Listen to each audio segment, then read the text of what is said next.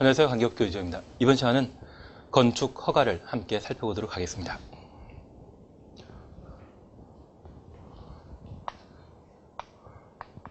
우리 건축법상 건축물을 새로 건축하거나 대수원하고자 한다면 허가권자에게 건축허가 받도록 되어 있습니다. 그래서 건축주가 건축물을 건축하는 과정에 있어서는 건축법이 정하고 있는 일정한 절차에 따라 건축하도록 되어 있는데 그 중에 가장 중요한 것이 건축 허가에 해당됩니다. 사실 우리 주변에 건물을 건축하게 되면 건물 건축하는 과정들을 자주 보셨을 겁니다. 그래서 건물 건축하기 위해서는 건물 건축하기 위한 대지에 대한 소유권 또는 사용권을 확보한 상태에서 건축물을 건축할 수 있는데, 이 대지 사용권이라고 하는 것은 대지 소유자와 대지에 대한 매매 계약 체결 시에 계약금만 지급하고 토지에 대한 소유권 이전 등기하기 전 상태를 말합니다.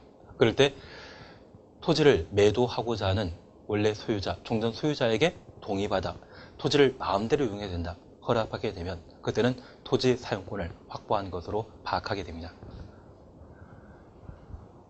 이러한 대지에 대한 소유권 또는 사용권을 확보한 자가 해당 건축물에 대한 설계 도서를 첨부하여 허가권자에게 건물을 건축하겠다고 건축허가 신청하게 되면 건축허가 신청사항이 건축법령과 관계법령에 적합한 때 허가권자는 해당 건축물, 건축에 대한 건축 또는 대수원에 대한 건축 허가 처분을 하게 됩니다.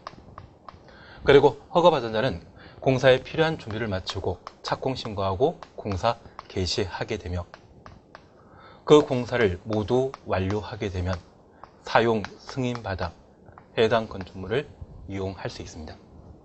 그래서 건축 과정에 있어서는 건축 허가, 사용 승인에 대한 기본적인 절차 과정에서 주요 내용들을 다루게 되는데 그에 관한 사안들을 정리해 나가시는 게 우리 공부 내용이 되게 됩니다. 사실 우리가 주변에 빌라 만들어지는 것을 자주 보셨을 겁니다. 그 빌라를 건축하게 된다고 하면 대지에 대한 소유권 또는 사용권을 확보하기 위해 토지를 구입해야 되는데, 저 토지를 구입하게 되면 해당 건축 총 공사비에 한 10억 정도 든다고 하면 3억에서 4억 정도를 확보하게 되면 10억짜리 공사를 할 수 있습니다. 저 대지 소유권을 취득하는 것이 아니라 대지 사용권 확보하고 계약금을 지급하고 잔금에 대해서는 한 4개월, 5개월 뒤에 지급하는 것으로 공증받게 되면 매도인으로부터 토지 사용권을 따로 확보할 수 있습니다. 그리고 저 토지를 확보한 상태에서 해당 대지 소재지를 관할하는 시군구에서 건축가를 퇴직하신 공무원이 있는데, 우리 전관예우라는 말 들어본 적 있죠? 그분에게 설계 작성을 의뢰하게 된다고 하면 해당 지역에 적용될 수 있는 건폐율 용적률과 관련된 건축 조례가 정하는 최대 한도를 가장 잘 알고 있습니다.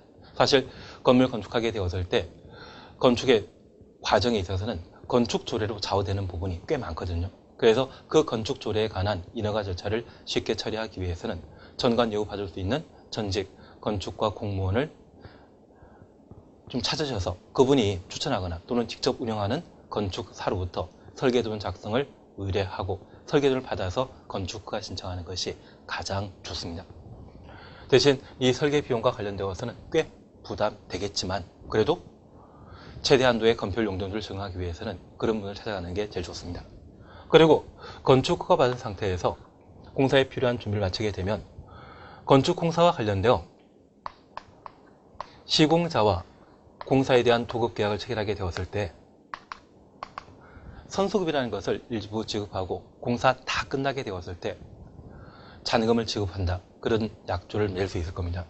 그러한 것들을 도급 계약이라 표현하게 되는데, 이 도급 계약을 체결하게 되면 보통 3개월, 4개월 정도면 건축공사 끝나게 됩니다. 그리고 해당 지역에 분양 대행업자 있거든요.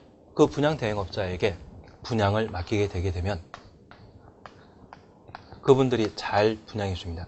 대신 이 분양 계약을 체결하게 되면 분양 다 되었을 때 얼마 떼주겠다. 그런 약조를 맺게 됩니다. 그러면 이러한 과정이 한 3개월, 4개월 정도면 공사 다 끝나고 그러한 분양이 모두 완료되었을 때 잔금, 대지 구입과 관련된 잔금을 지급함으로써 모든 공사를 해결할 수 있습니다. 그래서 이러한 과정에 따라 건축이 이루어지게 되는데 그 중에 중요한 내용으로서 건축 허가, 사용 승인에 관한 내용들을 각각 살펴봅니다. 우선 건축 허가 관련되어서는 누가 건축 허가권자인지, 그래서 각종 건축물의 개발 사업과 관련되어서는 국가기관으로부터 각종 개발 행위에 대한 인허가 받음으로써 해당 행위를 할 수 있습니다. 그때 허가권자가 누구인지를 각각 살펴봅니다. 현재 허가권자에 대해서는 원칙적인 허가권자와 예외적인 허가권자를 각각 두게 되는데, 원칙적인 허가권자는 특별자치장, 특별자치도의사, 시, 군, 구청장을 원칙적인 건축 허가권자로 정해놓고 있습니다. 잠깐 허가권자와 관련되어 시, 군, 구청장, 그리고 특별자치도, 지사, 특별자치장을 함께 보셨는데, 잠깐 이러한 행정청에 관한 구분을 살펴놓습니다. 우리가 지금 공부하게 되는 관계법규는 민법과 비교하게 된다면 민법을 사법이라 하게 되었을 때 이 관계법규에 관한 사항은 모두 공법에 해당하게 됩니다. 사법인법은 개인과 개인 사이의 법률 관계를 다루는 것을 그 주된 내용으로 삼고 있는 반면, 여기 공법은 사회 공익을 달성하기 위하여 국가가 일반 국민을 대상으로 규제를 가하는 법령을 다루고 있는 것이 공법 규정에 해당되게 됩니다. 그래서 이 국가는 공익 달성을 목적으로 일반 국민의 각종 행위에 대해 규제 가하는 것을 공법에 정해놓고 있는데, 이 관계를 따지게 된다고 하면 수직 관계로 표현할 수 있습니다. 그러면 일반 국민이 자기 땅에 건물 건축하는 데 있어서도 자기 마음대로 하는 것이 아니라 건축법령에 따른 건축허가라고 하는 공법상의 절차를 거친 때에만 그러한 개발 행위를 할 수 있습니다. 그러면 그 개발 행위를 하기 위한 각종 인허가권, 그 허가권을 누가 가지고 있는지 그에 관한 사항들을 건축 허가권자에서 함께 구분해 놓습니다. 그러면 이러한 국가기관에 대해서는 중앙행정기관장과 지방자치단체장으로 각각 구분할 수 있는데, 여기 중앙행정기관장은 각부 장관을 말합니다. 가끔 TV에서 어떤 장관이라 해서 등장하는 분도 계시죠. 그러한 분들이 있다면 중앙행정기관장이라 표현하게 됩니다. 그리고 지방자치단체에 대해서는 시도, 시, 군, 구를 관할하는 기관장을 시도지사, 시, 군, 구청장이라 표현하게 되는데, 여기 시도지사와 시, 군, 구청장이 관할하는 행정구역, 행정자치법에서 그 행정관할구역에 대한 표현을 두게 됩니다. 우리나라에서는 전국을 17개 광역 지방자치단체로 현재 구분하고 있는데, 그런 광역 지방자치단체로서 경기도, 강원도라고 하는 곳을 들어본 적이 있습니다. 그들이 바로 도지사가 관할하게 되는 도에 해당되게 됩니다. 그리고 이 도와 비교되는 개념으로 우리가 흔히 시도지사라 했을 때 저 시장은 특별시장과 광역시장을 의미하게 됩니다. 그리고 이러한 특별시, 광역시와 함께 최근에 특별법을 제정하여 세종시에 대해서는 특별자치시, 그리고 제주도에 대해서는 특별자치도라 표현하게 되는데, 이러한 단체를 특별자치시장과 특별자치도지사가 제주도와 세종시를 관할하게 됩니다. 그래서 현재 지방자치단체에 있어서는 광역지방자치단체로서 시도를 두게 됩니다. 그리고 해당 지역에 거주하는 일반 국민에 대한 각종 행정 서비스를 제공하기 위해 도의 경우에는 그 행정관할구역을 세분하게 되는데, 이 도의 경우에는 그 행정관할구역을 시와 군으로 각각 구분하고, 특별시와 광역시에 있어서는 그 행정관할구역을 구와 군으로 구분하고 있습니다.